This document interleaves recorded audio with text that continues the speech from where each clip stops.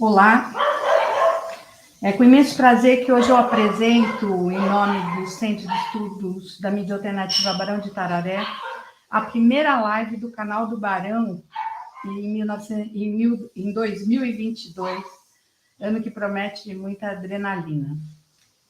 O Barão, nessa conjuntura, pretende contribuir com a batalha de ideias. Antes de começar, eu queria pedir para vocês se inscreverem no canal do Barão, dar um like aqui na nossa transmissão e para poder acompanhar, inclusive, a programação das outras lives que a gente vai fazer na sequência. O debate de hoje será sobre o recém-lançado livro A Volta do Estado Planejador, Neoliberalismo em Xeque. Esse livro, editado pela editora Contracorrente, é composto de 25 artigos, organizados em torno de 6 grandes eixos. Primeiro eixo, o amaldiçoado como problema e solução. Dinheiro, investimento e austeridade. A longa construção. Destruição e possibilidades de reconstrução. Disputa de rumos. Os artigos foram escritos por autores de reconhecido destaque na vida acadêmica e política do nosso país e organizado pelo meu conterrâneo Gilberto Maringoni, aqui presente.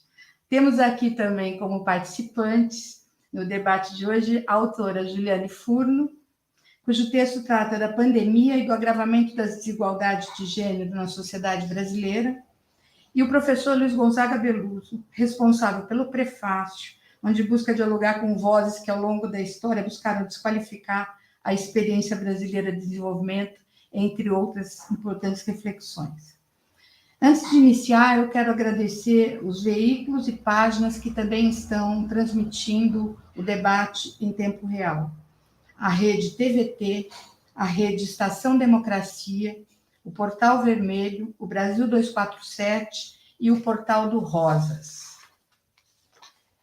Os debatedores terão de 10 a 15 minutos para falar sobre os temas abordados no livro.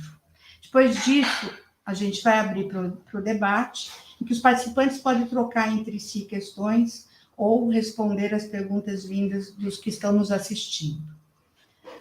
Um debate em que o primeiro a falar é Gilberto Maringoni, jornalista, cartunista e professor de Relações Internacionais na Universidade Federal do ABC.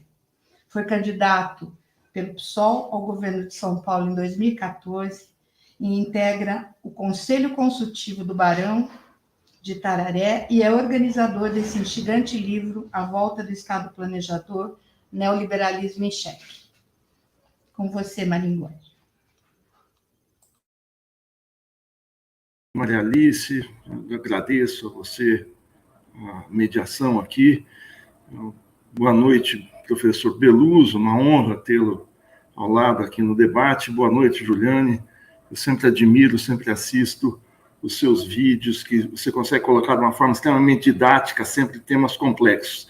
E agradeço ao Barão por ter aberto esse espaço para a gente comentar esse livro. O livro, que tem existência física e vai ter existência como e-book já, tenta entrar num debate que está colocado já há alguns anos, mas a pandemia abriu oportunidade para que esse debate se transformasse numa disputa política aberta. Qual é o debate colocado? O debate colocado se dá em torno da demonização que nós assistimos, não só no Brasil, mas no mundo todo, do papel do Estado na sociedade, ou mais particularmente do papel do Estado na economia. Nos últimos 40 anos, a gente ouviu ser repetido, falado em todas as redes, em todos os canais e páginas de imprensa, de que o Estado é um estorvo para a sociedade, é um fardo, que o tamanho, o gigantismo do Estado, no caso brasileiro, impedia o país de crescer, que ele é caracterizado por sua ineficiência, pelo empreguismo, pelo compadrismo, pelo patrimonialismo e por quase todos os males do mundo, mais as 7 pragas do Egito. Ou seja, que o Brasil não se desenvolvia por conta desse gigante adormecido que pairava, que travava o desenvolvimento do país. Essa é uma construção, obviamente, ideológica. Não existe essa história de o Estado ser um estorvo. Aliás, o que pregavam esses setores era o seguinte: tem que diminuir o papel do Estado. Nós temos que ter um Estado mínimo, o Estado tem que sair da economia. As palavras de ordem passaram a ser desregulamentação, flexibilização, enfim, liberdade para os agentes econômicos terem livre curso na economia. Essa discussão, além dela ser uma construção ideológica com pouca verdade por trás dela, os seus termos também não são verdadeiros. Não é o Estado que provoca os atrasos brasileiros, o Estado não tem que ser reduzido, e o Estado nunca saiu da economia em lugar nenhum do mundo. Aliás, o Estado surge com a economia capitalista como uma forma política de organizar essa economia já no final da Idade Média. Eu estou falando do Estado moderno. E ao longo do tempo, ao longo desses séculos, de acordo com a dinâmica, com o padrão de desenvolvimento capitalista, o Estado foi adquirindo tais ou quais diferentes características. E nunca ninguém, a sério, pregou a saída do Estado na economia, o que é algo em favor do mercado. Por que nunca pregou? Porque seria uma completa insensatez. Aliás, essa oposição Estado-mercado também não é uma oposição verdadeira, porque são entes completamente diferentes. O Estado, se a gente for resumir a definição do Estado, existem várias, desde o Manifesto Comunista, Marx e Engels colocam como comitê organizador da classe dominante, mas ele é mais do que isso. O Gramsci coloca o Estado como organizador do espaço público, organizador da disputa política, mas a gente pode dizer que o Estado é um grande pacto social. É um pacto feito a quente, não é um pacto feito com cavalheiros que se reúnem em torno de uma mesa, com bons guardanapos, com boas bebidas, e pactuam o que é o Estado. Não, é no choque pesado, eu vou falar um palavrão aqui que foi banido também nesses 40 anos, da luta de classe, que o Estado se forma e o Estado assume seus papéis. O que sempre houve entre os liberais e os desenvolvimentistas, os socialistas, os partidários de um Estado de bem-estar, foi sempre qual é a agenda do Estado. Tanto que os liberais, para pregarem o seu discurso contra o Estado, contra o gigantismo do Estado, a primeira coisa que eles querem é conquistar o Estado, é tomar conta do Estado. Porque aí está a grande organização da disputa política. Agora, por que esse debate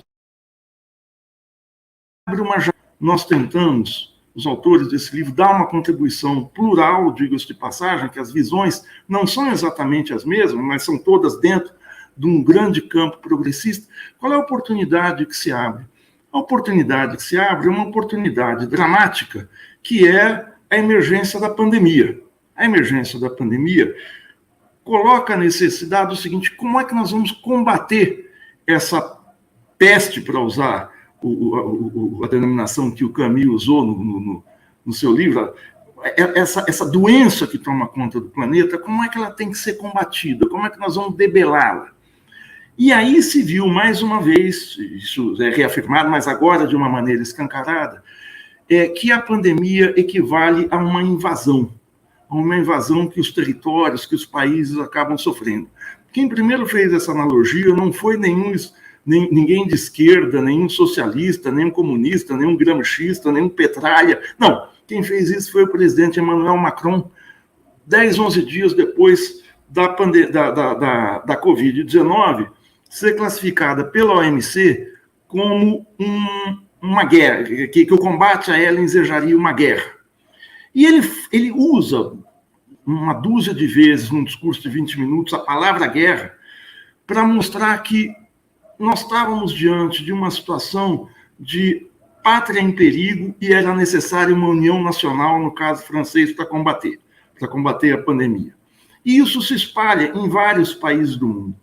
Se a pandemia, se quem sofre a pandemia são os indivíduos, quem pode morrer, e isso exige na UTI, nos hospitais, tratamentos individuais, mas combater a pandemia como uma doença que se espalha na sociedade, você tem que ter quase que uma logística de uma guerra. Você tem que detectar que território está ocupado, que populações foram atingidas, como é que você vai isolar determinada parcela desse território, como é que você vai conseguir fazer esse inimigo refluir, recuar, para que ele se torne menos ofensivo. Nós estávamos falando do primeiro ano da pandemia, quando não existia vacina. E os países que melhor combateram a pandemia, e no caso, logo de saída, foi a China, foi o país que conseguiu ter uma ofensiva contra a doença unitária, de Estado e militar. Aí muita gente vai falar, não, mas a China combate a pandemia sim porque ela é uma ditadura. Bom, se só ditaduras podem enfrentar guerras e vencer guerras, então a história do mundo ao longo dos últimos 200 anos tem que ser reescrita. Você pode ter união nacional, você pode ter uma união política, se o Estado assume o comando desse verdadeiro combate. E eu uso aqui essa terminologia porque na saúde pública, alguns estudos de pandemia na saúde pública usam muito essa terminologia quase militar, de combate no território. Isso recolocou, foi o gancho, como a gente diz no jornalismo, foi o argumento que se tem para colocar de volta. Só quem pode fazer um combate, um enfrentamento dessa envergadura, são os sistemas públicos de saúde, os sistemas públicos de prevenção, os sistemas públicos de alocação, os estados nacionais. Né? Não são os grupos de medicina particulares, a medicina privada que vai conseguir fazer isso.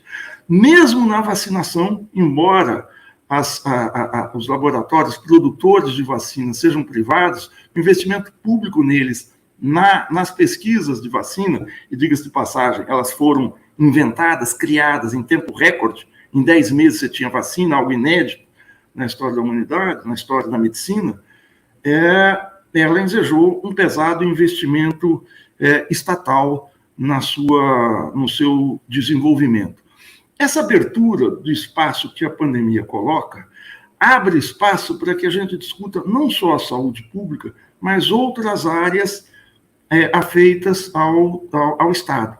Tanto é que o presidente Lula tem dito e reafirmado, com muita desenvoltura nas suas entrevistas, que nós precisamos, a diferença dele com os outros candidatos é que nós precisamos de um Estado forte. E ele fala um Estado forte democrático, um Estado forte que ofereça serviços públicos, um Estado que consiga reorganizar o país, porque se nós formos depender do mercado, o mercado é o território da competição, ninguém vai eliminar o mercado, ninguém vai tirar de cena o mercado, que é o lugar onde você vai competir buscando melhores lucros, melhores ganhos e tal. Eu me lembro aqui, essa história de você querer opor Estado a mercado, você querer opor entes que não têm, qualitativamente, não têm similitude entre si. Né? O Estado, o mercado atua dentro do espaço público, a sociedade está no espaço público. Agora, querer colocar, como se alardeou ao longo dos últimos 40, 50 anos, que o mercado deve ser o grande agente do desenvolvimento, que o mercado deve ser o grande organizador social, que o mercado deve definir qual é a melhor lei trabalhista, que o mercado deve definir como é que a saúde pública, como é que a saúde vai se organizar, não a saúde pública, é algo insano. Se a gente pegar um clássico, o livro do Karl Polanyi, um livro conhecido, escrito em 1944, A Grande Transformação, a dada altura, o livro do Polanyi, ele examina a ascensão e queda do liberalismo clássico, do liberalismo britânico no século XIX. E mostra que, mesmo o Império Britânico tinha por trás, mesmo o liberalismo britânico tinha por trás de si o poderoso Estado britânico. Nunca houve a saída do Estado ao longo do auge do liberalismo, digamos, clássico. O Polanyi, já naquela época, surgiam as vozes dos ultraliberais colocando o seguinte: é preciso que o Estado saia da economia, que o mercado organize a economia. E ele diz, isso é uma arrematada utopia. A gente sempre pensa utopia como algo positivo, ele fala uma utopia negativa. Porque se o Estado for organizar a sociedade, nós vamos perder a noção do que é sociedade, do que é humanidade e do que é convivência entre seres humanos. Então, a oportunidade que o livro tem, né, se dá nesse período determinado aqui, e esse embate está sendo feito às claras pela imprensa. Há 3 semanas, a revista Economist talvez a revista, talvez não, a revista mais influente do mundo no terreno das finanças. Ela é uma revista excelente, mas ela é porta-voz do mercado financeiro. Ela soltou uma capa, aliás, não é uma capa, é o que eles chamam de Special Report. De tempos em tempos, em geral, no início do ano, eles colocam a grande pauta daquele período do ano, do semestre em questão. E o Special Report é um encarte de 12 páginas na revista e tem o nome de o perigo o perigo do Estado de boss state, o perigo do Estado chefão, o perigo do Estado mandão, né? E a Economist é assim, beware the boss state, cuidado com o Estado mandão, government business and the new era of intervention, governança, negócios e a nova era de intervenção. E a Economist justificava que no primeiro ano de pandemia era até aceitável que os estados se colocassem de novo como agentes, não só do combate à doença, mas dando o exemplo do presidente Biden nos Estados Unidos, com o plano Biden, que anunciou, que foi anunciado, e talvez seja mesmo o maior plano de intervenção contracíclica na economia americana desde o New Deal, que isso era muito importante num período de crise aguda, mas que agora a gente tem que tomar cuidado, porque a gente pode ter de volta a matéria termina assim, a gente pode ter de volta a ineficiência, o isolamento e a perda de rentabilidade e produtividade na economia. Claro que a Economist defende que essa intervenção do Estado seja pontual. Agora, como bem coloca o professor Beluso no prefácio do livro, a gente não entende o desenvolvimento da economia brasileira ao longo de 50 anos, em especial entre 30 e 85, 1930, sem a decidida intervenção do Estado brasileiro. Eu volto a repetir, só para terminar aqui, que essa intervenção do Estado tem que ser, sobretudo, não é uma intervenção para eliminar mercado, mas é para você direcionar investimentos, você alocar recursos, você planejar o desenvolvimento. É uma intervenção de um Estado democrático, com participação dos setores da sociedade interessados, os setores organizados da sociedade, mas, acima de tudo, visando o desenvolvimento naquela acepção que o Celso Furtado tem de que o desenvolvimento não é só crescimento econômico. Até eu falo isso porque eu não sou economista, eu estou me metendo em searas alheias, mas o Celso Furtado coloca: o desenvolvimento é um grande projeto de transformação social que envolve melhoria de vida, assistência social, melhoria de serviços públicos, enfim, uma qualidade nova de convivência social. E o Celso Furtado, em outras oportunidades, fala: esse tipo de transformação, que é o desenvolvimento, não pode ser feito apenas nos cânones do laissez-faire, do livre mercado, da livre iniciativa. Esse é um resumo resumidíssimo do que é o papel do livro. Claro que ele é pretensioso no sentido de, um livro tem um alcance limitado, como é que um livro de uma tiragem mínima num país que não lê entra nesse debate? Mas eu acho que esse debate, esse embate vai estar colocado nessas eleições, nessa campanha eleitoral, que, aliás, é uma campanha que está aparecendo, está emergindo como talvez a campanha mais, diferentemente da de 2018, a campanha mais politizada que a gente tem desde 89, em que projetos de Brasil vão estar na mesa. A gente está vendo aí o Moro e outros candidatos se enrolando para dizer o que querem do Brasil. Acabou aquela história do centro da campanha ser corrupção, ser kit gay, ser questões de costume. E, nesse mês de janeiro, a gente viu o centro da campanha, pelo menos nesse início de ano, foi a reforma trabalhista, foi o mundo do trabalho, ou seja, foi a questão social. E foi o papel do Estado implicitamente. E eu acho que o papel do Estado, ou de maneira escancarada, ou de maneira implícita, vai estar, aliás, já está sendo colocado nessa campanha que a gente espera que mude o país. Obrigado. Obrigada, Maria Ivone. Oxalá você esteja certo e acho que o livro cumpre esse papel mesmo de provocar boas reflexões nesse momento que a gente está vivendo. Vou passar a palavra agora para a Juliane Furno. A Juliana é doutora em Desenvolvimento Econômico na Unicamp, pela Unicamp, economista-chefe do Instituto de Reforma das Relações entre Estado e Empresa. Conduz o canal do YouTube Jufudo e é militante do Levante Popular da Juventude e da Consulta Popular. Autora também de um dos artigos desse livro. Com você, Juliana. Obrigada. Bom, em primeiro lugar, quero agradecer ao convite, agradecer ao Barão de Itararé, a Maria Alice, agradecer muito ao Gilberto Maringoni pelo convite para ser uma entre tantos autores que eu tenho profunda admiração a tratar desse tema tão importante que se acentuou fundamentalmente, felizmente, nesse período de pandemia. E agradecer muito também por dividir esse espaço virtual com o Beluso, que é talvez a minha principal referência hoje no campo da economia, e principalmente por ser filha da Unicamp e referenciar muito essa escola de pensamento econômico. Dito isso, eu queria aproveitar esses 15 minutos para dividir aqui um pouco a minha fala e trazer alguns elementos para reflexão em dois sentidos, né, ou a partir de dois níveis de abstração distintos. O primeiro, eu queria aproveitar para trazer alguns elementos também com relação ao papel do Estado, a esse momento histórico e a janela de oportunidade que ele abre para pensar o papel do Estado, da política econômica e, sobretudo, a função do Estado planejador. E, num segundo momento, tentar tocar, propriamente dito, no tema que eu escolhi para fazer o artigo, que é a forma desigual com que a pandemia e a ausência, sobretudo, de planejamento e de intervenção mais robusta do Estado vai atingir, sobretudo, as mulheres, principalmente através da dimensão do trabalho produtivo e do trabalho reprodutivo.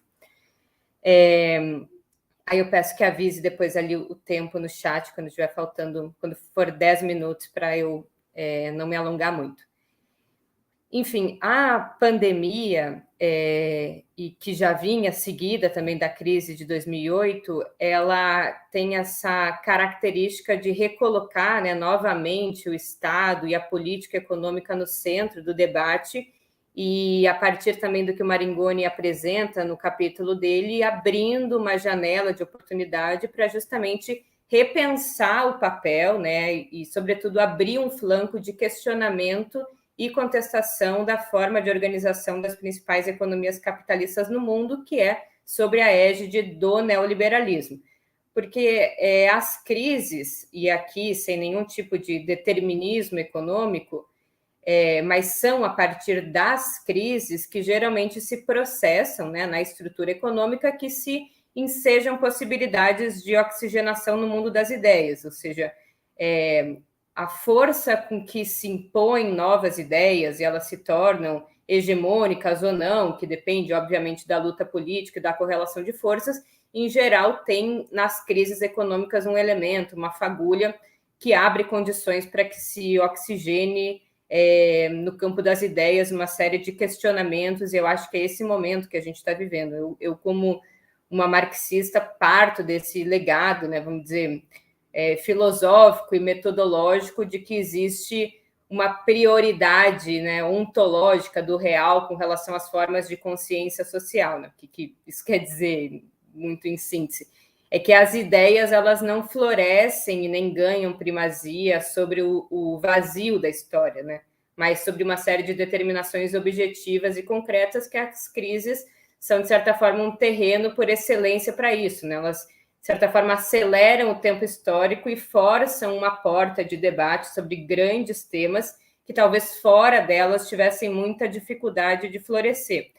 Foi assim na passagem do liberalismo, com aquela grande crise no final do século XIX, que vai culminar com a crise de 29, a depressão dos anos 30, né, onde se abriu várias condições históricas para o questionamento daquele modelo e o experimento de um novo redesenho do Estado Nacional, do papel da política econômica, principalmente da política fiscal, num momento, né, que do ponto de vista teórico se manteve ali durante muitos anos uma hegemonia, né, das ideias keynesianas, do ponto de vista do olhar de como se funcionam essas economias monetárias e capitalistas, e principalmente do olhar sobre a forma endógena com que se processam as crises, né, que até então era um elemento muito negligenciado pelos economistas pré-Keynes, né, identificando que as crises fazem parte, por excelência, do modo de produção capitalista e que é tarefa do Estado Nacional e da política macroeconômica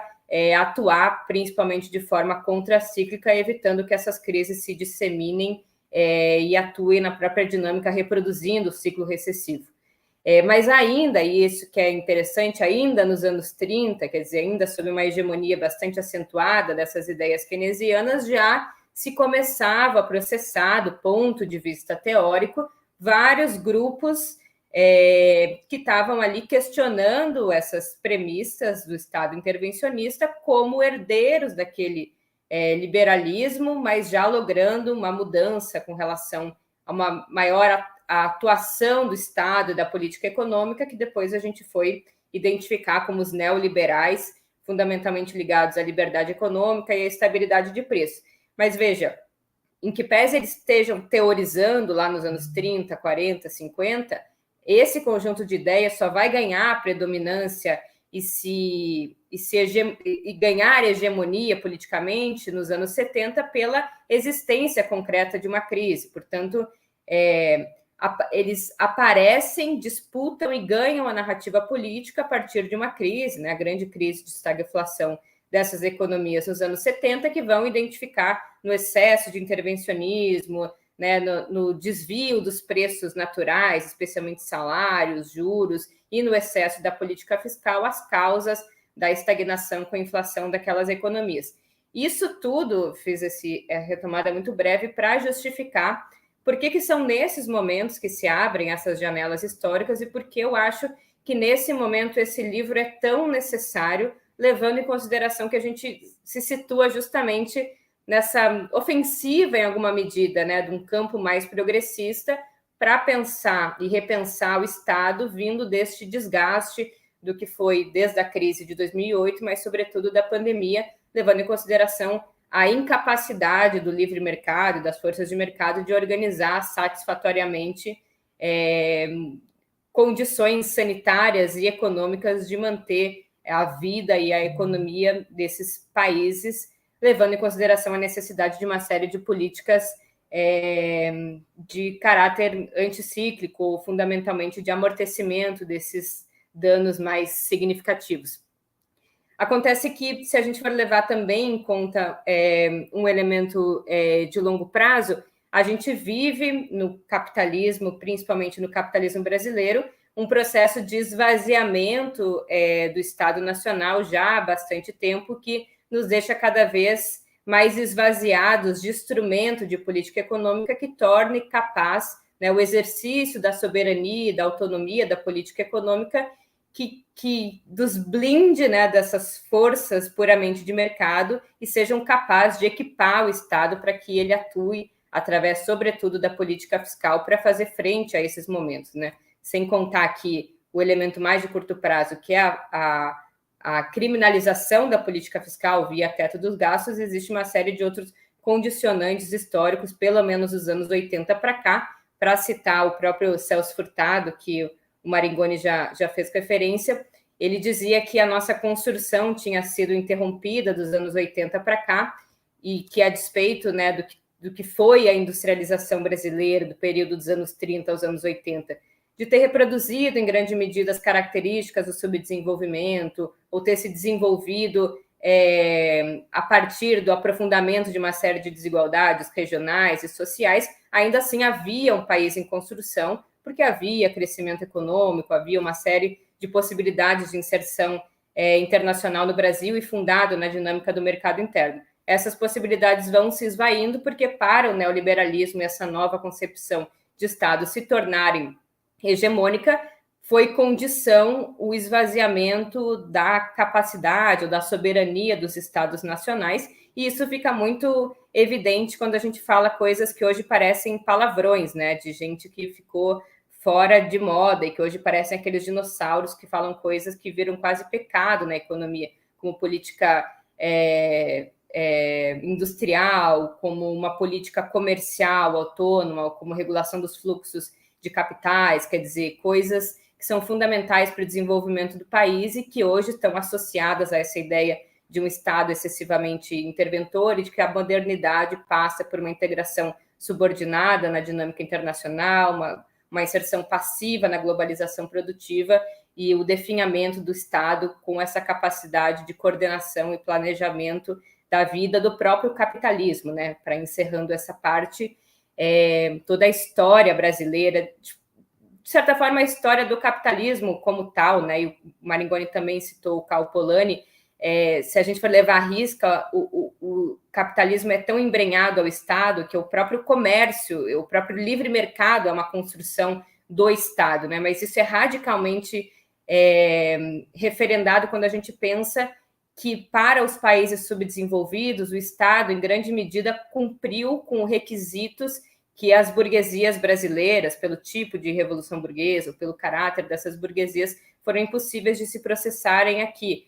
Ou seja, o Estado, em grande medida, forjou o próprio capitalismo moderno industrial no Brasil, e não concorrendo com a iniciativa privada ou tentando a substituir, mas, pelo contrário, criando condições para que o setor privado atuasse ou nas suas externalidades ou a partir de uma série de elementos como a siderúrgica, a energia e o petróleo, que são condições para o desenvolvimento e florescimento do setor industrial, que são obra do Estado pelo próprio tipo de investimento e maturação e retorno de muito longo prazo. Mas dando um salto muito histórico aqui para finalizar, esse mesmo Estado que foi definhando das suas funções de mais coordenação e capacidade de planejamento, passou por uma série de redesenhos no último período, um deles a criminalização mais acentuada da política fiscal, com o teto de gastos e a impossibilidade de manejo desse instrumento para atuação anticíclica, mas também para atuação no conjunto de uma série de políticas sociais importantes. Isso afeta de forma mais desigual as mulheres, que foram, sobretudo, ainda mais afetadas, não só com o conjunto de restrição de uma série de políticas de demanda por força de trabalho e oferta de equipamentos públicos que afetam, sobretudo, as mulheres em função da divisão sexual do trabalho, mas também pelo tipo de dano ao mercado de trabalho que tem a dimensão sanitária do Covid, que é afetar, num primeiro momento, os trabalhadores informais e por conta própria e que estão alocados nos serviços, especialmente serviços pessoais e prestados a famílias, que também, pela característica da divisão sexual do trabalho, são prestados, sobretudo, por mulheres e mulheres negras, e, portanto, a pandemia e a ausência de políticas mais enérgicas de garantia da manutenção do emprego e da renda, precedido por políticas de austeridade fiscal que já contraíam, em grande medida, a demanda por trabalho e a oferta de serviços públicos, vão culminar numa forma muito desigual com que homens e mulheres foram afetados, e coroando um processo em que, do lado privado, as mulheres são mais afetadas pelo caráter do isolamento, né, e a ausência de políticas públicas onde se possa cumprir com uma série de tarefas de reprodução social, e do lado do mercado de trabalho, com a destruição de vagas líquidas de emprego, sobretudo nos setores onde as mulheres são a força de trabalho majoritária. E essa foi a ideia do artigo, mas que se coaduna com essa visão mais geral de esfacelamento do Estado Nacional, que foi tão importante para a edificação do próprio capitalismo brasileiro e que está ligada com esse momento histórico em que se abrem condições objetivas que não são dadas porque dependem da luta de classes, da correlação de forças, mas que abrem um precedente histórico para que esse questionamento vire saldo político e organizativo, e que esse momento que a gente está vivendo recoloque a necessidade de pensar o caráter do Estado e a necessidade dos progressistas também pensarem a sua natureza e as formas da sua disputa. É isso, me desculpem se passei do tempo. Não, está absolutamente dentro do tempo. Antes de passar a palavra para o professor Luiz Gonzaga Beluso, eu queria pedir para que vocês curtam essa transmissão, né? E sem mais delongas, eu quero passar para o professor, que é economista, professor da Unicamp, fundador da FACAMP, consultor editorial da Carta Capital, membro do Conselho Consultivo do Barão de Tararé, foi consultor econômico pessoal de Lula em seu governo e é autor do prefácio do livro. Professor, 15 minutos. Muito bom.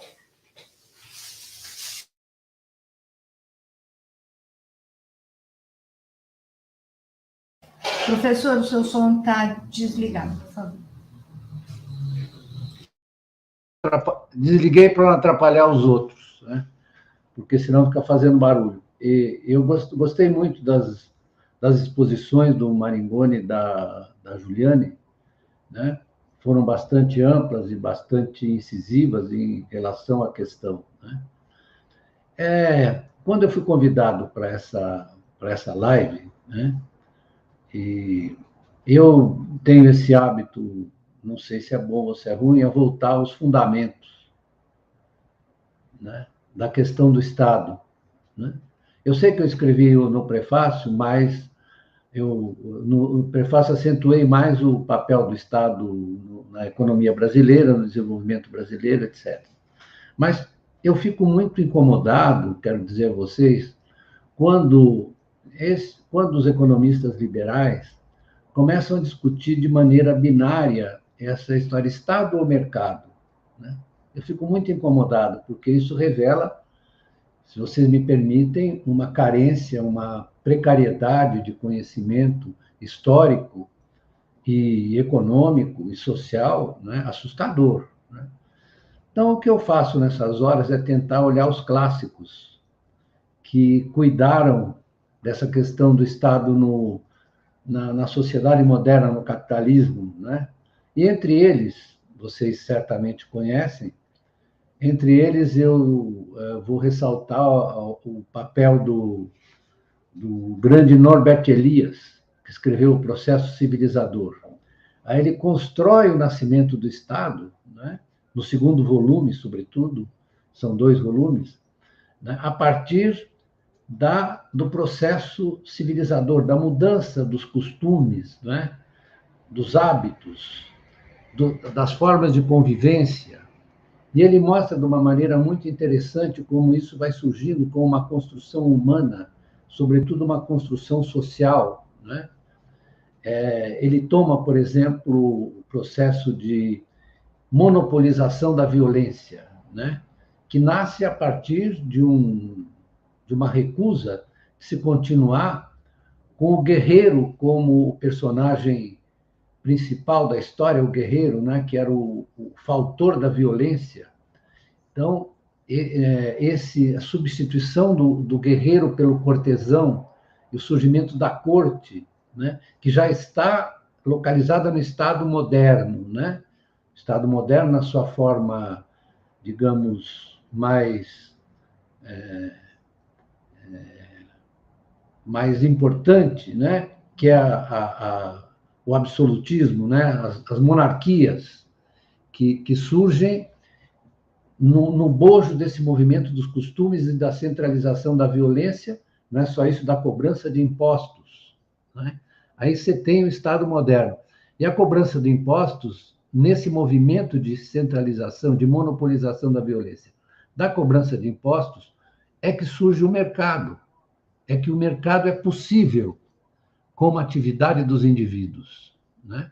Então, ele vai mostrando como isso é uma construção social e histórica que se dá ao longo do tempo, né? E ele avança de uma maneira muito interessante.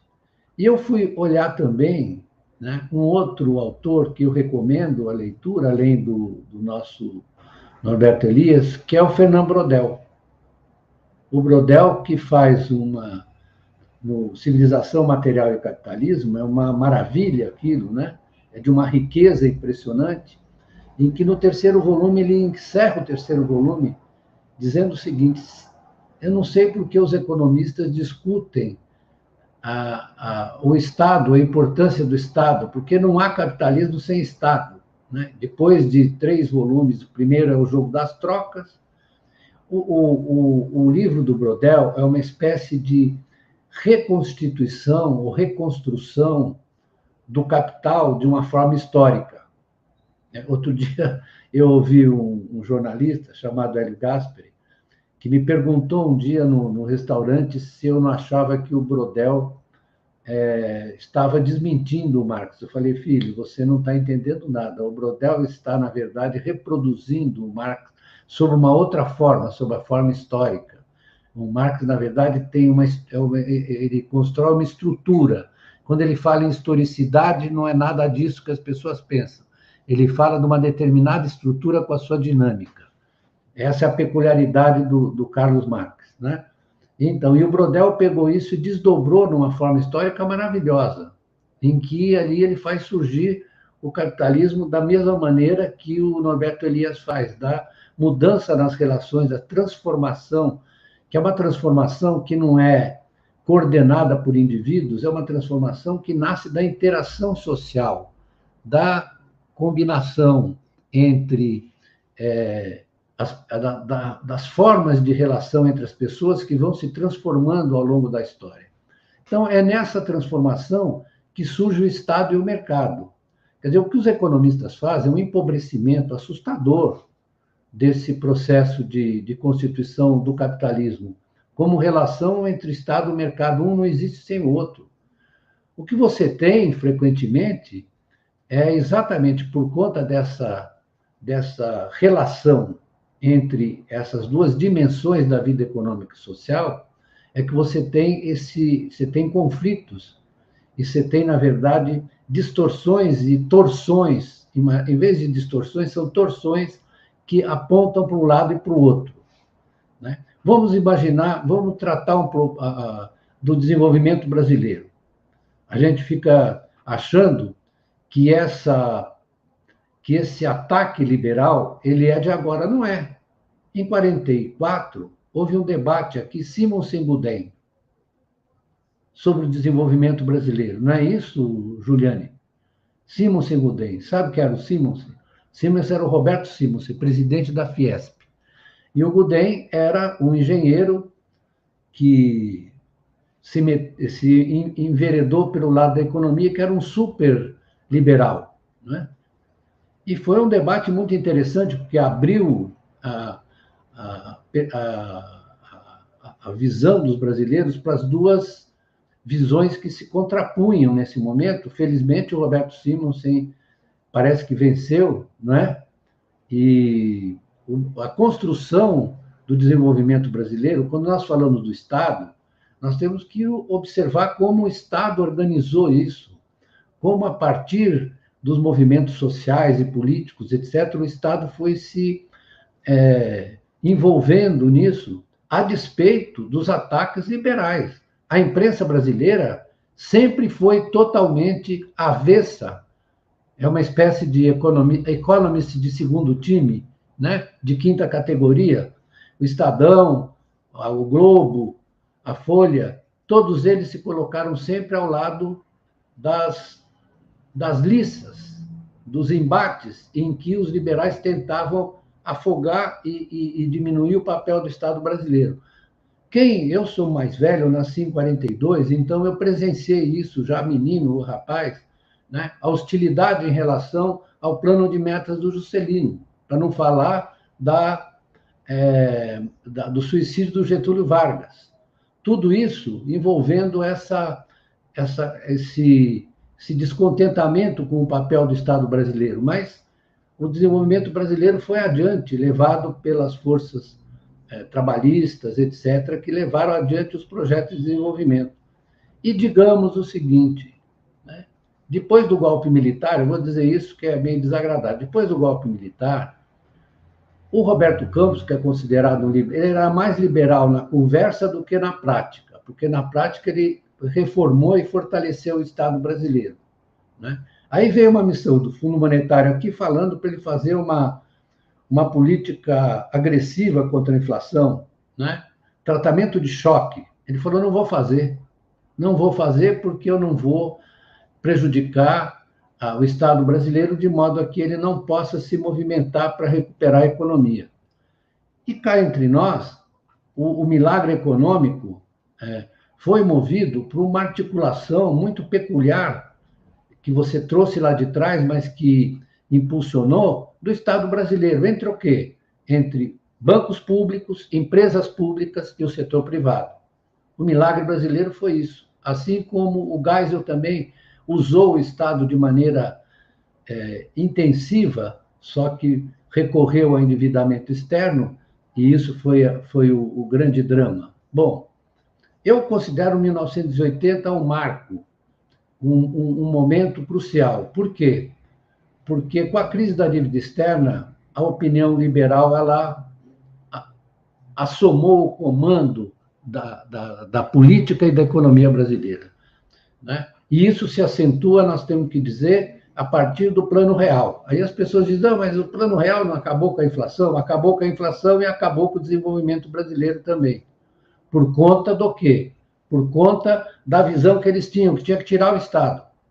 Se você pegar os textos do que o Fernando Henrique admirava muito, do Gustavo Franco, né? Tem um texto dele, que é Lapidar, né? Que é um texto que propunha a abertura unilateral da economia, né? O abandono das políticas de estímulo do Estado. Aí começa, porque nós já estamos na era pós-80, que é a era pós-Reagan, né? E isso construiu o chamado Consenso de Washington, que se cuidava do quê? De considerar a intervenção do Estado ineficaz, ineficiente, etc., né? A despeito da sucessão de crises que nós tivemos nesse período.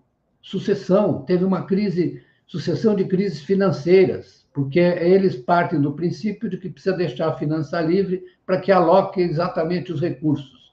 É uma coisa ridícula, porque se você for olhar o que aconteceu nas crises, em toda ela foi a má alocação de recursos.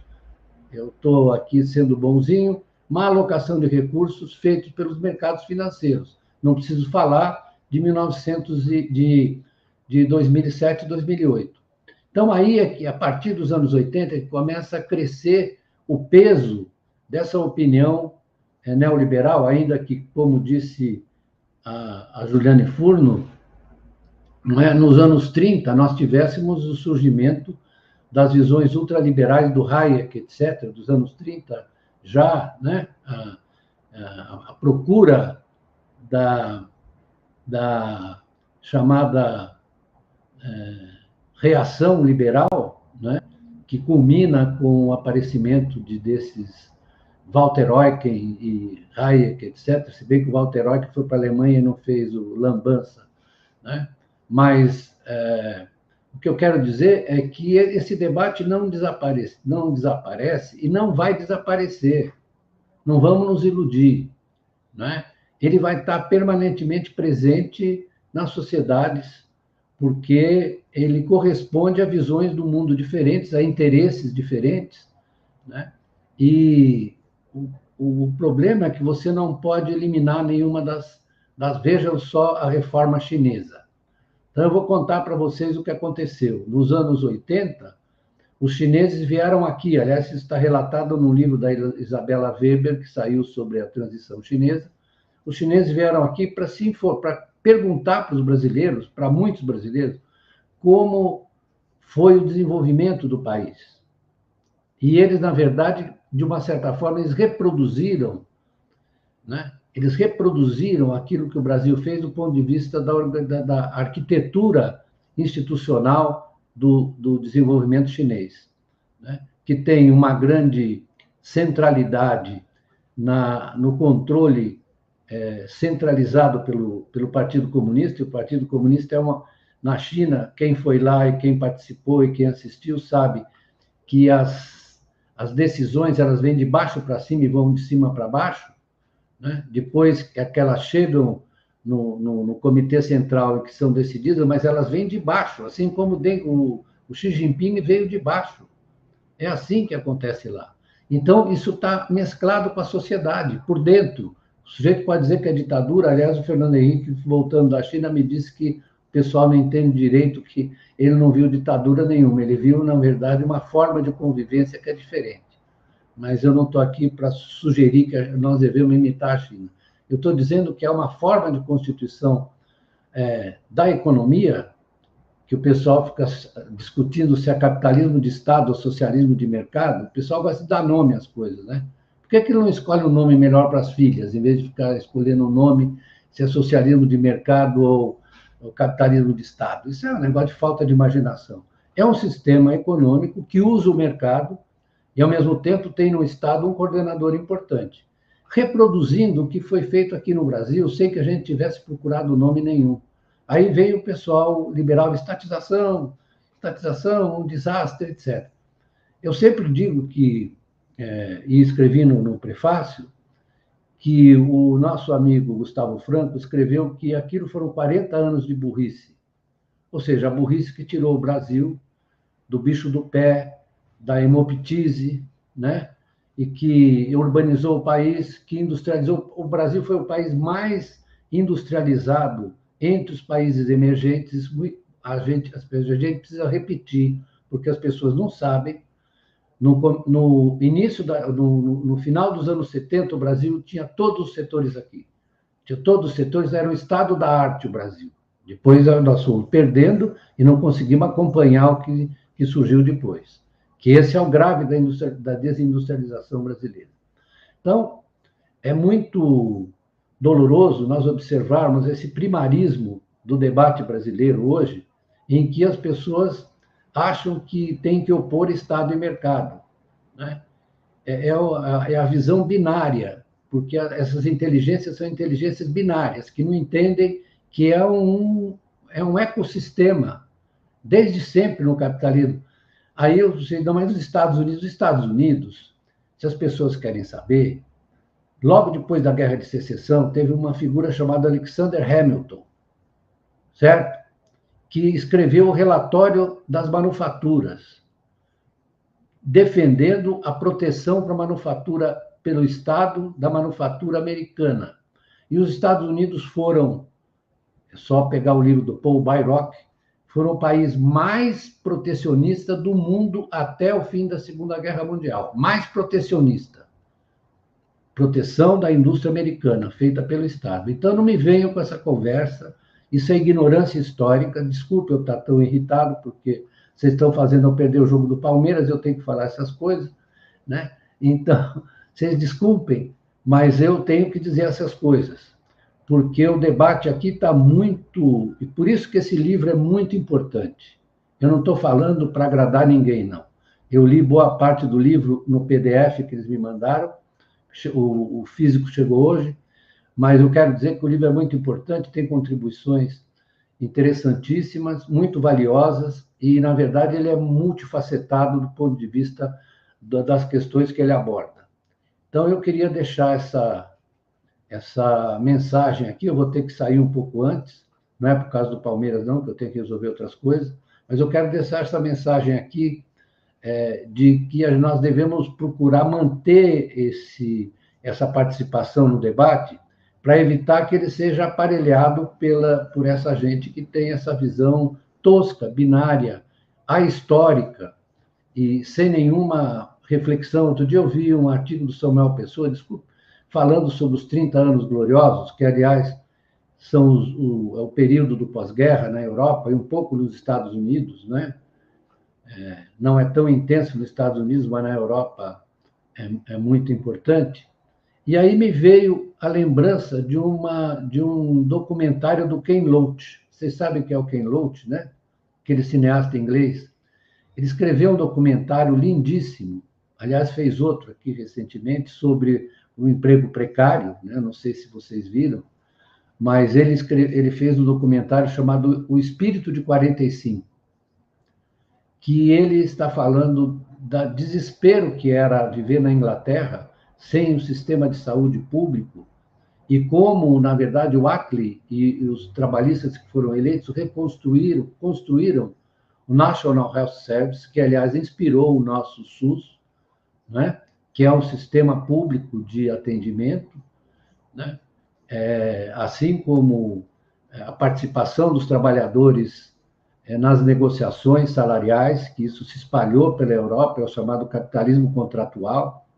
Ele vai mostrando isso. Eu recomendo que, se vocês puderem, eu acho que tem no YouTube, assistirem, para vocês verem como foi ali a aurora de um sistema social e político que trouxe mais igualdade, incluiu bastante homens e mulheres no sistema produtivo e no sistema social, né? É o chamado estado do bem-estar, que muita gente considera uma exceção na história do capitalismo. Ele foi uma exceção mesmo, porque foi a verdadeira revolução social do século XX, foi o estado do bem-estar europeu, a verdadeira revolução do século XX. É isso que eu tinha a dizer. Desculpe, eu falei às vezes agressivamente, mas eu sou assim mesmo, é coisa de palestrino, viu? Palestra Itália. Obrigada, professor Beluso, excelente intervenção.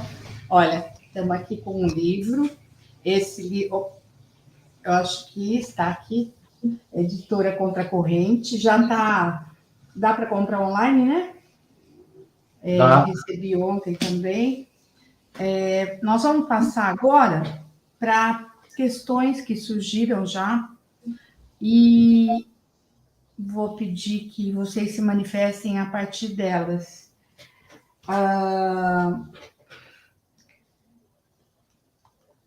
Felipe, acho que... Tá. Carlos Hanical, parabéns pela coordenação do livro, Maringoni. Tema central para o enfrentamento da grave crise não pode ficar restrito aos profissionais da economia. Como levá-lo aos trabalhadores? Professor Danilo Vilela, o livro parece ser extremamente interessante. Parabéns aos organizadores e autores. Rita Casaro, professor Beluso, da ideia do nível dos liberais da atualidade e de seus porta-vozes. É assustador o que diz e faz um Paulo Guedes, por exemplo, para citar o capitão da nau da insensatez na economia. Maringoni, os autores e autoras estão de parabéns por produzirem uma obra que já é instrumento fundamental da luta que está sendo travada desde já para recuperar o Estado para o povo brasileiro. Rita Casaro. Mas como traduzir estas questões no dia a dia da disputa política, lembrando o papel que a mídia ainda hegemônica terá nesse embate? Botafogo AF, antifascista. As moedas digitais em se popularizando representam risco à reindustrialização do Brasil? A necessidade de observar com rigor a agenda ambiental é entrave para esse nosso plano de desenvolvimento? Professor Danilo Vilela, a proposta do livro seria mais ou menos analisar o Estado empreendedor, da Mariana, segundo o conceito de Mariana Mazzucato, na perspectiva brasileira? Professor Beluso, se o senhor quiser se manifestar, como o senhor disse que tem horário... Tem horário, porque eu quiser falar em primeiro... Encrencas aqui. Encrencas. Tá certo. Deixa eu me manifestar a respeito da Mariana Mazzucato. O Estado Empreendedor é um livro muito interessante. Agora ela escreveu um outro chamado A Missão, né? Falando das missões que o Estado tem para reestruturar as economias. Vale a pena ler os dois livros. Ela, não sei se a Juliane Furno sabe, ela teve na Unicamp, a Mariana, fez um debate comigo lá. Você lembra disso? Então, e ela escreveu um outro livro muito interessante. Acho que ela é uma das economistas hoje em dia mais voltadas, empenhadas em discutir essa questão do Estado, né? Aliás, na Europa como um todo, se tem na Europa, mesmo nos Estados Unidos, tem um grupo muito grande de economistas, sociólogos, que estão rediscutindo o papel do Estado, né? De uma maneira muito, muito convincente. Em relação às criptomoedas, aí, né, nós estamos exatamente no momento em que está se revelando uma tendência que existe sempre nos mercados de dinheiro, em relação ao dinheiro, porque o dinheiro é um objeto que muita gente diz ele é tão misterioso, tão ambíguo. Ele é ambíguo mesmo porque ele é duas coisas. Ele é uma instituição social que depende da coordenação do Estado e é objeto de enriquecimento privado. E essas duas coisas estão em permanente disputa, né?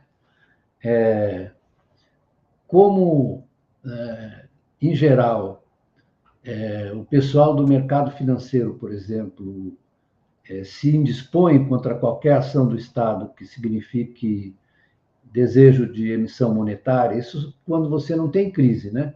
Quando você tem crise, o Banco Central americano hoje tem um balanço de 9 trilhões de dólares. O que é? Que ele comprou não só títulos privados, que ele comprou mais títulos privados no início, depois começou a comprar títulos públicos para regular a economia.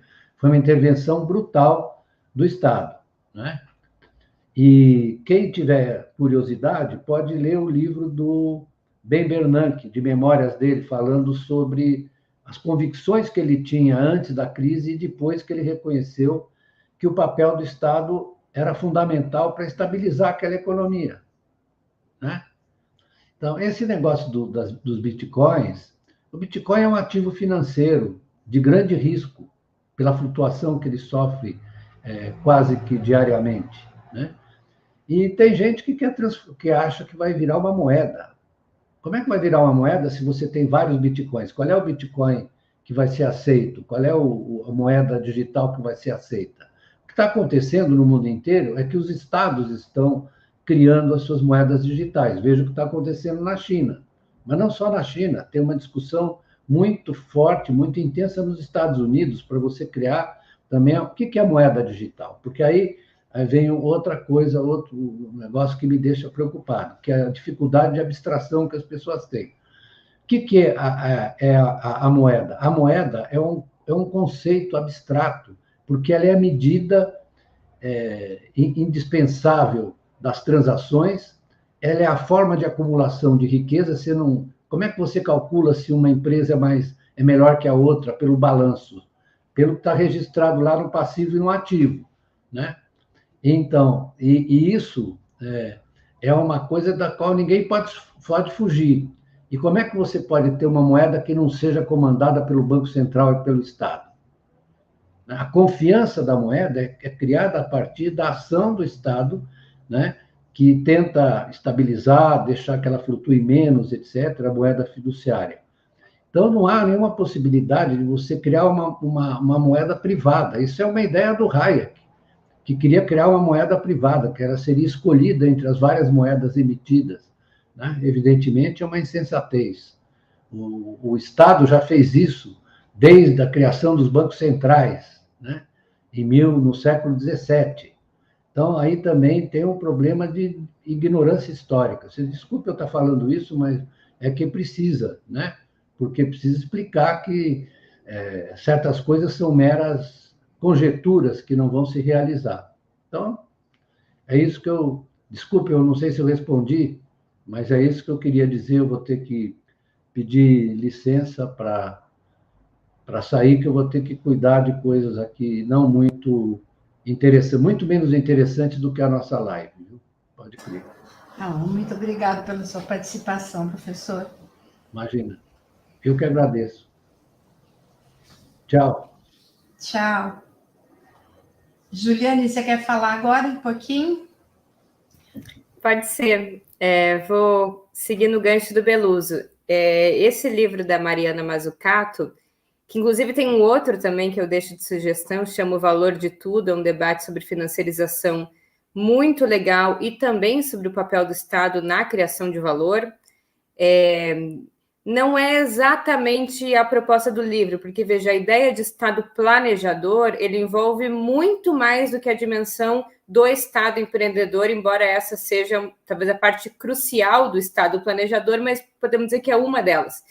Ela está olhando ali para o caso principalmente da indústria de defesa e militar norte-americana e vendo como, a partir do Estado e dessa indústria de defesa, ou seja, dos intentos bélicos norte-americanos, se criou capacidade tecnológica e produtiva que foi dar na criação da internet e de grandes empresas como a Apple e outras empresas, ou seja, esse mito de que foi na livre iniciativa, a capacidade empreendedora dessas empresas criadas em garagem por nerds de universidades que criaram essas grandes empresas, é um mito, porque em grande medida teve assentado na capacidade de intervenção do Estado e no investimento em ciência e tecnologia, principalmente de tecnologia militar e bélica.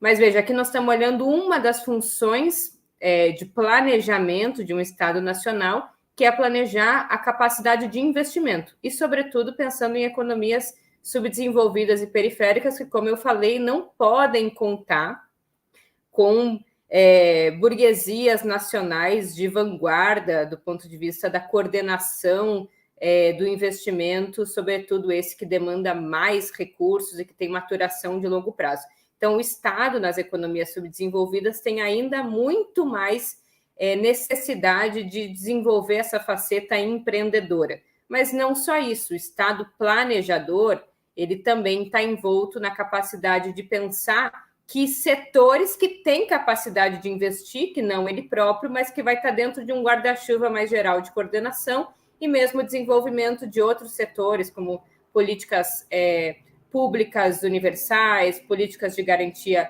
de renda, o próprio manejo da política monetária, a taxa de câmbio, são outras dimensões muito importantes que partem do planejamento, que estão para além, ou que não somente restrito à capacidade empreendedora, embora, repito, essa é muito importante, principalmente na periferia do capitalismo. Teve uma outra pergunta do Botafogo Antifascista que foi muito legal, e talvez eu seja um pouco polêmica aqui na resposta. A primeira, o Bitcoins, eu acho que o Beluso já respondeu bastante, mas ele pergunta uma coisa que eu fiquei pensando, em que medida as moedas digitais e essas moedas que não estão lastreadas nos bancos centrais, ou seja, não são moedas estatais, poderiam atrapalhar a reindustrialização brasileira. O que pode atrapalhar a reindustrialização brasileira é menos essas moedas e muito mais a ausência justamente de uma capacidade de planejamento do Estado e outros elementos também de geopolítica internacional, porque dá para dizer que o Brasil perdeu, em alguma medida, o bonde tecnológico pelo fechamento da economia brasileira nos anos 80, toda a crise da dívida, a atuação forte do imperialismo que hoje se dá através da agregação de valor das cadeias globais, né? Não mais a forma clássica da exportação, importação, matéria-prima, produto manufaturado, mas a forma descentralizada da agregação de valor nas cadeias de valor-trabalho e na forma também como se expropria mais valor de outras territorialidades, e isso vai dirimindo a capacidade de incremento tecnológico, de acesso aos frutos do progresso técnico, que vai selando espaços muito delimitados em que o acesso à tecnologia não é só um objeto de vontade ou de acerto na política interna, ou de acerto na disponibilidade de recursos financeiros, mas elementos muito para além disso. É o que me incomoda um pouco quando eu vejo programas, por exemplo, do Ciro e outros candidatos, que parece que o problema da reindustrialização brasileira é o câmbio que não está no lugar, é a taxa de juros que está um pouco fora, da taxa de juros ali de mercado, e é muito mais que isso, envolve, inclusive, luta política, porque envolve um mundo em que tem interesse, principalmente aqui olhando os Estados Unidos, que essa porção da América Latina cumpra um determinado papel na divisão do trabalho e não poupa esforços de cercear as margens de manobra e autonomia de países como o nosso. Está aí a própria Operação Lava Jato, que golpeou o setor em que mais se desenvolvia a capacidade tecnológica, que era o setor da engenharia pesada no Brasil. Então, há muitos constrangimentos da industrialização brasileira, fora os pilares da política macroeconômica, outros que passam pela política e que passam justamente pela falta de coordenação estatal e por projetos de maior maturação de longo prazo. A gente é muito refém de política pública industrial quando tem ainda muito de curto prazo, e aí é muito difícil soerguer uma estrutura produtiva em 4, 5 anos. Agora, para encerrar, e depois eu vou deixar as mais difíceis para o Maringoni, tem um outro finalzinho da questão que também é polêmica, que o Botafogo Antifascista também pergunta. As pautas ambientais podem interferir na industrialização brasileira? Podem. Podem porque eu acho, e aí não sei se o Maringoni concorda, que parte do movimento ambiental brasileiro importa uma agenda muito descontextualizada do Brasil, desconsidera as questões geopolíticas e incorpora uma dimensão completamente distoante dos próprios direitos humanos no Brasil, que é essa dimensão anti-crescimento, anti-desenvolvimento, crescimento zero, desindustrialização, que é completamente descabida para o Brasil. Gente, no Brasil as pessoas não têm saneamento básico, e para acessar saneamento básico, que é um direito animal, quase, antes de ser um direito humano, nós vamos precisar mobilizar a indústria do cimento. Hoje, pensar a questão ambiental de forma uniformizada para todos os países, de forma global, é fortalecer uma desigualdade internacional em que aqueles países que puderam se industrializar, logrando todas as perversas condições ambientais e de trabalho, hoje podem, né, dizer como a periferia se comporta. Agora, quem é ambientalista de verdade só tem uma saída para preservar o meio ambiente, que é a indústria. Então, é paradoxal. Parte do movimento ambiental, se não consciente dos nossos problemas estruturais, pode barrar um processo de industrialização, e os ambientalistas preocupados com o desenvolvimento nacional só encontram repouso na indústria, porque a indústria é o único setor que pode, ao prover progresso técnico, transformar a matriz energética e produtiva brasileira para uma matriz que poupe energia, que poupe recursos hídricos, que poupe o meio ambiente, que faça transformações estruturais. Porque negar a indústria, na verdade, é afirmar o primado da economia primária exportadora. E a economia primária exportadora pode ser pouco intensiva em carbono, mas é muito intensiva em metano, que é a segunda coisa que ninguém fala, que é tão poluente quanto o carbono, que é produto do peido, do arroto, do boi e da vaca.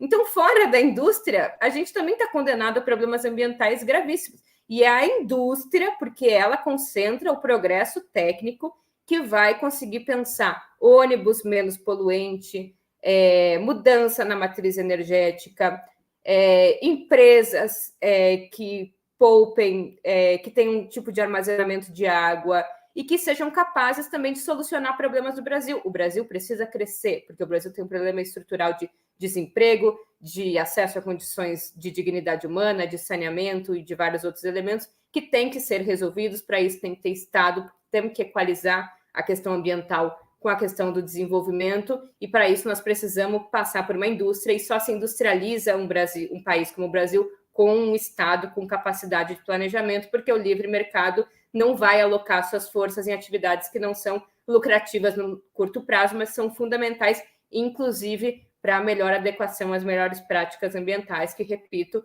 passam por crescimento e por uma agenda pautada na indústria. Muito obrigada, Juliana. Gente, olha, nós temos, assim, várias outras perguntas, mas já estamos aqui há 1h15 nessa live. Então, a minha proposta é que essas questões sejam encaminhadas depois para os autores do livro.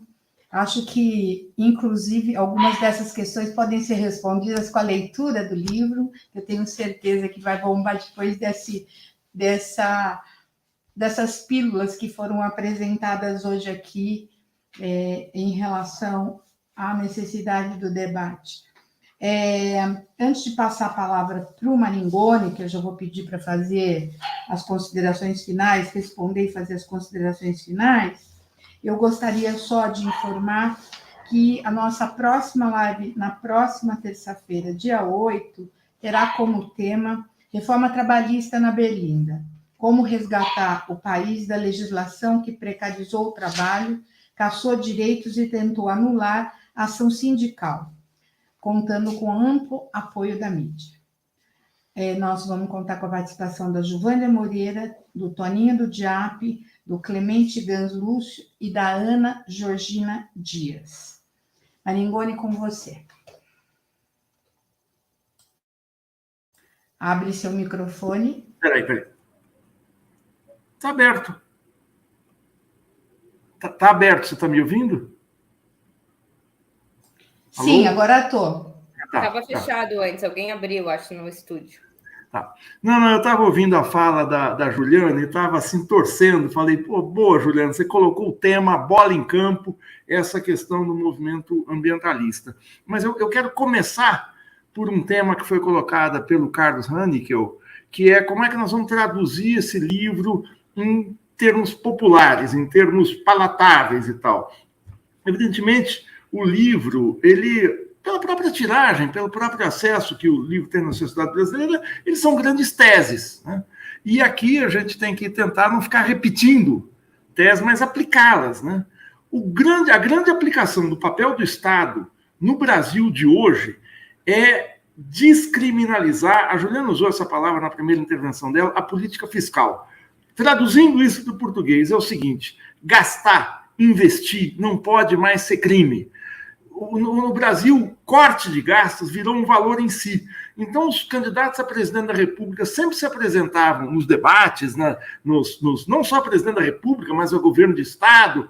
Nos últimos 30 anos, se apresentavam nas suas propagandas eleitorais falando o seguinte: eu vou chegar no Estado e vou cortar gastos aqui, eu vou ser austero, eu vou diminuir os gastos com esse, aquele setor. Como se isso em si, como se você parar de investir fosse algo importante, fosse um valor, quer dizer, o governante é mais competente. Aliás, a lei de responsabilidade fiscal, que é uma pérola do neoliberalismo, ela é feita para que não se gaste. Tudo bem que existe o prefeito, o governador, que é perdulário, que é gastão, que é corrupto e tal, mas isso se resolve no direito penal. Agora, questão fiscal, ou seja, questão do gasto público, do investimento público, tem que ser resolvida no planejamento e no debate público. Porque o teto de gastos te impede de gastar. Nós estamos numa situação hoje, dia 1º de fevereiro, acabou de, como eu citei na primeira fala, de estourar uma das pistas da Marginal Tietê, em São Paulo. As estradas de Minas, só um minutinho, eu tenho que carregar aqui, colocar o cabo no meu laptop aqui. As estradas do interior de Minas as estradas foram, por conta das chuvas, e não é um fenômeno natural, é um fenômeno da devastação ambiental, estão arrebentadas. Várias pontes e viadutos no Brasil estão em petição de miséria, quer dizer, podem cair. A gente tem um problema seríssimo na oferta de energia elétrica. A privatização que ia trazer investimentos, que ia trazer o barateamento das contas de energia, trouxe ineficiência, não houve investimento, e as tarifas estão tão caras que inviabilizam a indústria. Quer dizer, o custo Brasil, que o empresariado sempre vem dizer que é o custo do trabalhador, essas leis trabalhistas, esses salários, esses impostos e tal, eles não falam do principal problema hoje, é o custo da energia, o custo da gasolina, o custo do diesel. Essas questões aconteceram por conta da política de retirada do Estado, de privatização, de você retalhar um sistema integrado nos anos 90, como era o sistema elétrico brasileiro, e você cria ilhas que muitas vezes não se comunicam entre si. Como é que vai se desenvolver um país no século XXI, em que o Amapá, há 2 anos, ficou 3 semanas sem luz? Imagina isso acontecendo em São Paulo. E acontece, e é uma fatalidade, Deus que quis. Então, o Estado, para poder investir, ele precisa destravar esse impedimento. Hoje eu vejo aqui, na Folha de São Paulo, na mesma edição que fala da catástrofe das chuvas, tem lá uma matéria dizendo que o Brasil reduziu o seu déficit público esse ano, porque a arrecadação de impostos subiu, as contas vão chegar no equilíbrio. Olha que maravilha! As contas chegam no equilíbrio e a vida da população vive em total desequilíbrio. Fila do osso, acidentes de infraestrutura e coisas semelhantes. Então, é preciso que a gente deixe de lado a cabeça essa cabeça da conta de menos, quer dizer, do corte, e vá para a conta real do investimento, do desenvolvimento, enfim, de colocar o Estado ativo na economia. E é concretizando as necessidades do Estado de investimento, de política industrial, de política educacional, de política de segurança, que a gente vai poder traduzir o que está nesse livro. O livro os autores todos gritam falando o seguinte: tem que investir. A vida das pessoas só vai melhorar com investimento. Quer chamar de gasto? É gasto. Ah, mas vai ter corrupção. Corrupção não tem por falta de gasto. Se fosse assim, não tinha rachadinha hoje. Se fosse assim, não tinha cheque de 89 mil na conta da Michelle. Não é o problema do gasto público. E isso é outra questão. Como eu disse, é questão penal. Então, essa é a trava que tem que ser rompida, é romper o teto de gastos. Qualquer presidente da República que tome posse tem que ter como tarefa imediata romper o teto de gastos, porque senão não tem Estado.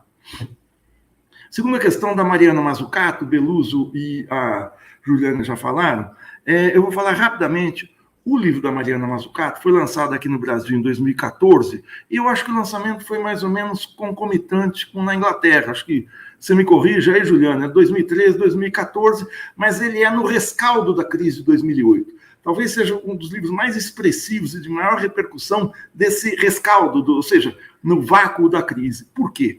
Porque a Mariana escreveu um livro que é curto, tem 250 páginas. Não vou falar que ela escreve em português, claro, porque ela escreve em inglês, apesar de ser italiana. Mas é um livro escrito para grande público, tem uma linguagem jornalística. Então, tudo isso que a Juliane falou, dela mostrar que essas empresas de garagem, de mitos como Steve Jobs, o Vale do Silício, foram empreendedores individuais que pegaram suas economias e tal, e botaram um dinheirinho e criaram o Mac, o iPhone, essas maravilhas que a gente tem hoje na mão. Isso não é verdade, isso foi investimento público a fundo perdido. Investimentos das Forças Armadas Americanas, das universidades, do Centro de Pesquisa e da NASA. Então não existe mágica. Ninguém faz um grande invento depois da segunda revolução industrial, depois do século XIX. A primeira revolução industrial era feita da máquina a vapor e do tear mecânico, coisa que qualquer oficina de fundo de quintal você pode construir um tear mecânico e uma máquina a vapor. Quando veio a revolução da lâmpada elétrica, do concreto armado, do motor a gasolina, já não era no fundo de quintal. Você tem que ter investimento público, você tem que ter investimento a fundo perdido. Então, o investimento só existe para alavancar desenvolvimento pelo investimento de bancos públicos, de fontes de financiamento e de fomento. Sobre a questão das pautas ambientais, eu quero falar aqui dessa questão da mudança da matriz energética. Nós tivemos no Brasil, no bojo da privatização, porque eu acho que nós temos que preservar o meio ambiente. Isso que o Bolsonaro está fazendo é um crime contra o futuro. Ele é o exterminador do futuro no meio ambiente. Agora, eu não posso ter uma defesa que seja uma negação simples disso, uma negação simplória. Eu não posso ter palavra de ordem, como a Juliane falou, decrescimento. Decrescimento é decrescer. Porque se eu quiser ter a palavra de ordem decrescimento, eu vou chamar o Paulo Guedes. Porque o Paulo Guedes está fazendo a política do decrescimento, de menos emissão de gases, menos poluição, porque eu estou acabando com a indústria, a Juliana já explicou bem isso. O Paulo Guedes, o Joaquim Levy, política que foi levada pelo Meirelles na Dilma, pelo Meirelles no Temer, pelo Levy com a Dilma, é um arrebento com o país. E aí não tem problema. Nós fizemos uma mudança energética na privatização das elétricas. O Fernando Henrique fez, devemos isso a ele, foi colocar as térmicas, introduzir uma matriz desnecessária, na maior parte dos casos no Brasil, porque nós temos, todo mundo sabe, a maior fonte de hidroenergia do mundo. É o país, talvez, que tenha no seu território a maior quantidade de rios que podem se aproveitar de energia elétrica. Mas a constituição de lagos de contenção vai acabar com a flora, com a fauna. É verdade. Só que as termoelétricas são muito piores, porque o resfriamento delas é feito na água corrente dos rios e dizima todas as espécies vivas que tem por ali, porque altera a temperatura. Então a gente precisa saber o seguinte: toda a ação do homem, desde o advento da agricultura, foi de suplantar, de se entender com a natureza. E esse entendimento, muitas vezes, foi devastador. As pirâmides do Egito foram devastação da natureza. Agora, a agricultura também foi, de certa maneira, você artificializar um tipo de produção de alimentos numa natureza que era distinta daquilo que você estava plantando.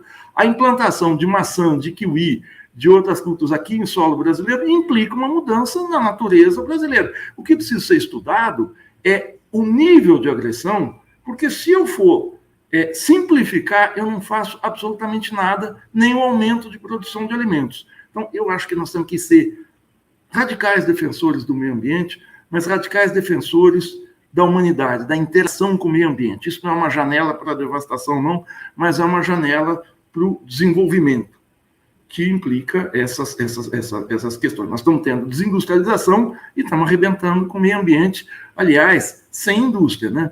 Porque você, com madeireiro, aquilo não é indústria. O extrativismo que fazem a Vale, que fazem em Brumadinho, aquilo não é indústria, aquilo é extração de commodity mineral primária, né? É produto primário. Então, eu acho que o livro busca concretizar essas coisas, embora ele não entre nessa discussão. Muita gente fala, não tem um capítulo sobre meio ambiente. É verdade, eu tinha planejado com um amigo, que jamais revelarei o nome, ele fazer um capítulo sobre meio ambiente. Ele me furou, falei, bom, paciência, o livro vai adiante. Falta também um capítulo sobre o SUS, falta um capítulo sobre segurança, mas é que o Estado é tão multifacético, ele implica tantas políticas públicas, tantas políticas de intervenção na sociedade, que a gente precisa fazer depois obras, e aí especialistas em áreas, obras sobre cada área. De momento, se o livro servir modestamente, quer dizer, a gente nunca é modesto quando você faz um artigo, um livro, ninguém é, porque senão você não faz, você não produz, mas para recolocar esse debate em pauta, como eu disse na primeira fala, nesse ano tão importante e decisivo para o Brasil. Esse debate, de maneira concreta, como tese, tem que estar colocado na campanha eleitoral via essa questão do teto de gasto, do investimento e do gasto público. Gente, muitíssimo obrigado pela participação, pela paciência, quem nos assistiu. Obrigado ao Beluso, que não está mais aqui. Agradeço imensamente a Juliane, que foi uma contribuição inestimável para o livro, trouxe um aporte, e a Juliana tem essa capacidade, como a Mariana Mazzucato, né, de pegar coisas extremamente complicadas e ela transforma em coisas concretas, e não é simples, mas palpáveis. E a Maria Alice aí, Bauru está na roda, agora Bauru tem maioria nessa mesa, e eu me despeço aqui de vocês com um abraço a todo mundo. Obrigada, parabéns para vocês pelo trabalho, obrigada e agradeço aqui as pessoas que acompanharam até esse momento a transmissão, e na próxima terça-feira, no mesmo horário, a gente volta. Em nome do Barão, eu quero dar boa noite a todos e a todas.